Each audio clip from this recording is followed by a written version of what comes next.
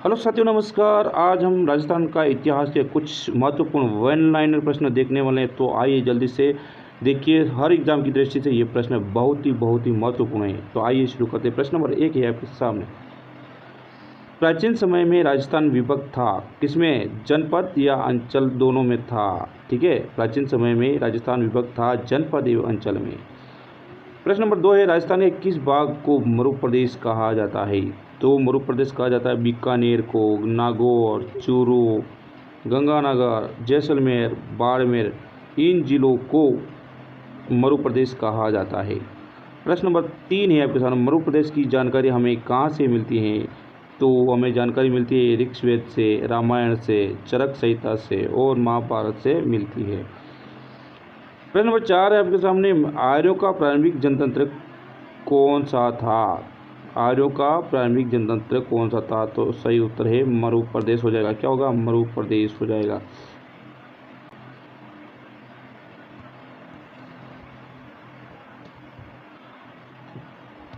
प्रश्न नंबर 5 है आपके सामने। जांगल प्रदेश में कौन सा क्षेत्र आता है? जांगल प्रदेश में कौन सा क्षेत्र आता है? तो वर्तमान में बीकानेर है, नागौर है, जोधपुर का कुछ भाग है ये।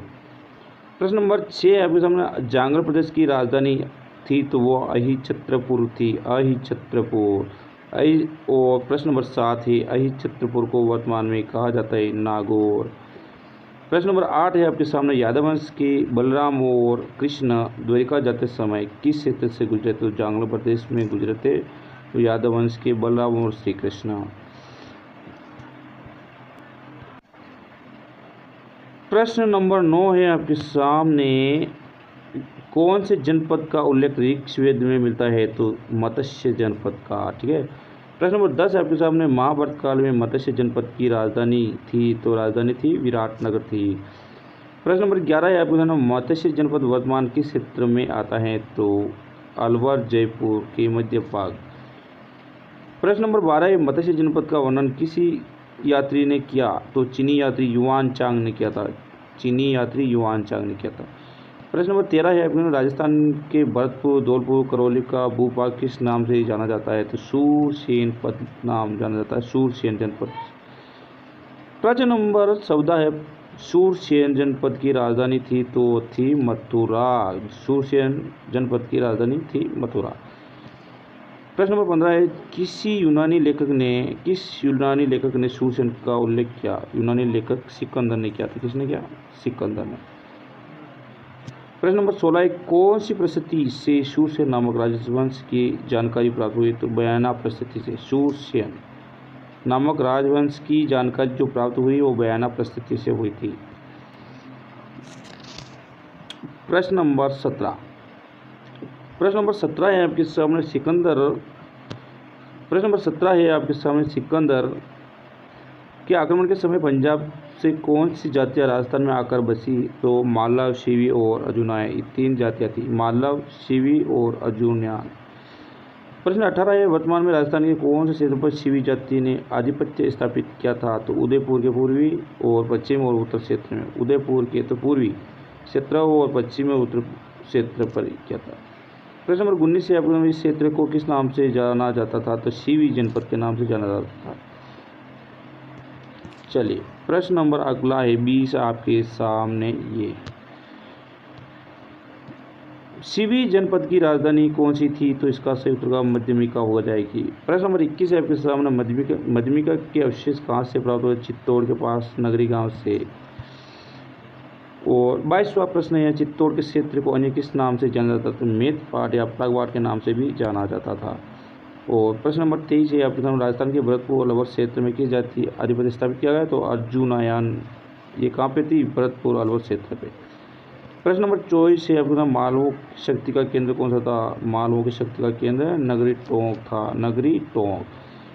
प्रश्न नंबर 25 है। मालवों की विजय का युग अभिलेख कहाँ स्थित है? नानसा भीलवाड़ा। और ये नानसा कहाँ पे है? मालवों के विजय का युग अभिलेख नानसा भीलवाड़ा में। 26 किस आक्रमण की जनपद व्यवस्था?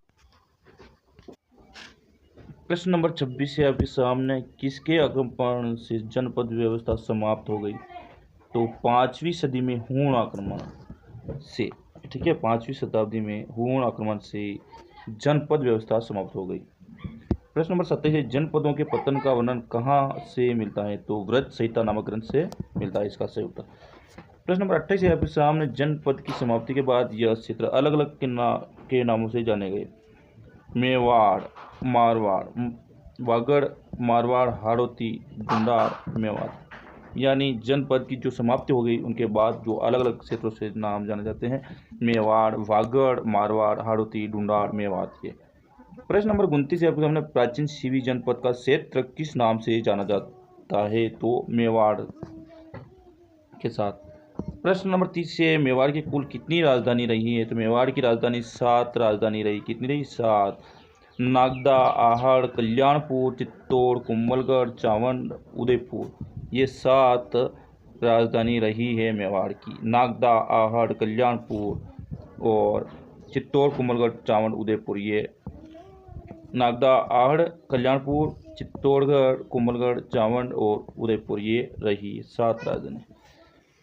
प्रश्न नंबर 31 है आपके सामने, राजस्थान के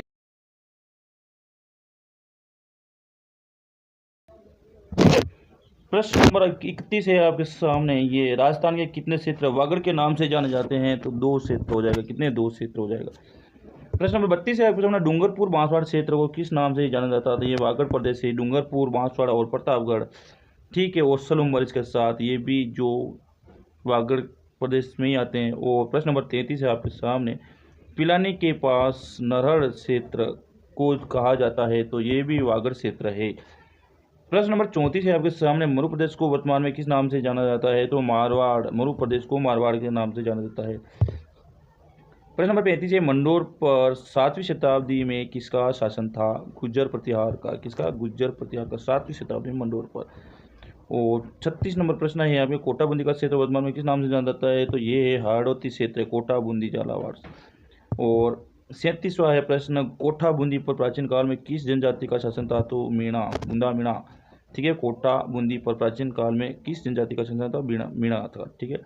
और प्रश्न नंबर 38 है, बूंदी का नामकरण किसके नाम पर हुआ? तो बूंदा मीणा के नाम पे हुआ था, बूंदा मीणा के नाम पर। प्रश्न नंबर 39 है आपके सामने, जयपुर के आसपास क्षेत्र किस नाम से जाना जाता है? ढूंढाड़ नाम से जाना जाता है। जयपुर के आसपास का क्षेत्र ढूंढाड़ नाम से जाना जाता है। 40 से, कछावा वंश से पहले यहाँ किसका शासन था? तो मीणा और बड़ गुजरों का, ठीक है, मीणा और बड़ गुजरों का। प्रश्न नंबर आपके सामने 41 नंबर, अलवर भरतपुर का क्षेत्र किस नाम से जाना जाता है? मेवात के नाम से जाना जाता है। अलवर और भरतपुर का जो क्षेत्र है मेवात के नाम से ही जाना जाता है। 42 नंबर का प्रश्न, मेवात क्षेत्र में किस जनजाति का आधिपत्य था? तो मेव जाति का। मेवात क्षेत्र में मेवा जाति का आधिपत्य था। प्रश्न नंबर 43 है, मेव जाति का प्रसिद्ध नायक कौन था? हसन खां मेवाती। प्रसिद्ध नायक कौन था मेव जाति का? तो हसन खां मेवाती हो जाएगा। और प्रश्न नंबर 44 है आपके सामने, हसन खां मेवाती किस युद्ध में राणा सांगा की ओर से लड़ा था? तो खानवा के युद्ध में, खानवा के युद्ध में लड़ा था। हसन खां मेवाती जो राणा सांगा की ओर से खानवा के युद्ध में लड़ा था। प्रश्न नंबर 45 है आपके सामने, प्रतापगढ़ को किस नाम से जाना जाता है? तो कांठल नाम से जाना जाता है प्रतापगढ़ को। झालावाड़ क्षेत्र को किस नाम से जाना जाता है? तो झालावाड़ को मालवा क्षेत्र जाना जाता है, मालवा के नाम से जाना जाता है झालावाड़ क्षेत्र को। प्रश्न नंबर 47 है, शेखावाटी क्षेत्र से किस क्षेत्र को जाना जाता है? शेखावाटी क्षेत्र, चूरू, झुंझुनू, सीकर, ये शेखावाटी क्षेत्र के अंदर आता है। और 48 नंबर है, ब्यावर और अजमेर क्षेत्र को किस नाम से जाता है? तो ब्यावर अजमेर को मेरवाड़ा के नाम से जाना जाता है। दोस्तों वीडियो आपको अच्छा हो लगा हो तो वीडियो को लाइक, शेयर और चैनल को सब्सक्राइब कर सकते हो। और अगले अध्याय में बात करेंगे अध्याय नंबर 3, इतिहास जानने के स्रोत, वो भी NCERT के, ठीक है। तो वीडियो को एक बार लाइक, शेयर, चैनल को सब्सक्राइब कर देना।